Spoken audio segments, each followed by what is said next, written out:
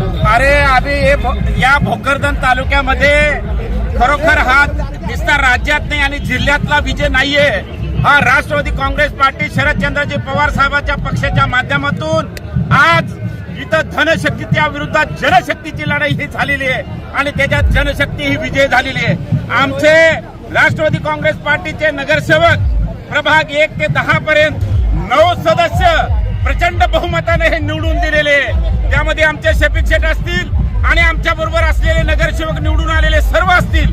थोड्या मतानं काही हरलेले, नंतर इथं संबंधित जे म्हणत होते धनशक्तीचा विजय होईल, धनशक्तीचा विजय होईल, इथं धनशक्तीचा विजय झालेला नाहीये।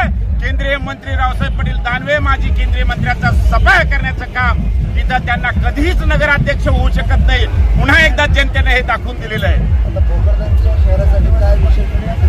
आता खरोखर निवडून येण्याच्या साठी रात्रंदिवस 3 महिने आमच्या सर्व टीमनं रात्रंदिवस परिश्रम घेतले म्हणून हा विजय आम्हाला प्राप्त झालेला आहे।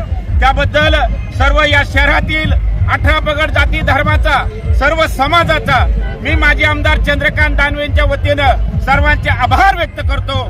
त्यांनी आमचा सेक्युलर विचाराचा नगराध्यक्ष ते म्हणत होते हिंदू मुस्लिमचं वातावरण करू आणि इथं मुस्लिम निवडून येणार नाही, पण आम्ही सर्वांना बरोबर घेतलं आणि प्रचंड मतानं 1900 मतानं इथं तुतारीचं बटन दाबून तुतारी ही विजय झालेली आहे। आता राहिला विकासाचा प्रश्न, त्यांना सर्वांना माहित आहे जाफराबाद आणि भोकरदन तालुक्यातील सर्व समाजाला मी हारलो तरी 4थ्या नंबरला या राज्यामध्ये हरल्याच्या नंतर 1,06,000 मतं घेतलेले विधानसभेमध्ये।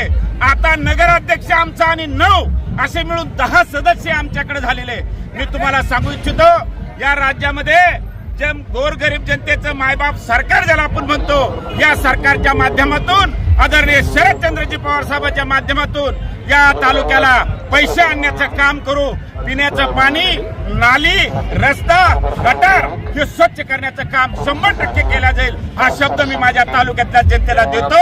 आणि पुन्हा एकदा या शहरातील सर्व जाती धर्माच्या लोकांना मनापासून शुभेच्छा देतो, त्यांना धन्यवाद देतो। असंच काम येणाऱ्या काळामध्ये तुम्ही करा। मी म्हटलं होतं भयमुक्त हे शहर करू, आज खरोखर हे भयमुक्त शहर झालेलं आहे, त्याबद्दल त्यांना पुन्हा एकदा धन्यवाद देतो। आणि जे निवडून आले आमचे राष्ट्रवादी काँग्रेस पार्टी तुतारीचे त्यांना मनापासून शुभेच्छा देतो आणि या शहरातील तमाम सर्व जाती धर्माच्या लोकांना पुन्हा एकदा धन्यवाद देऊन थांबतो।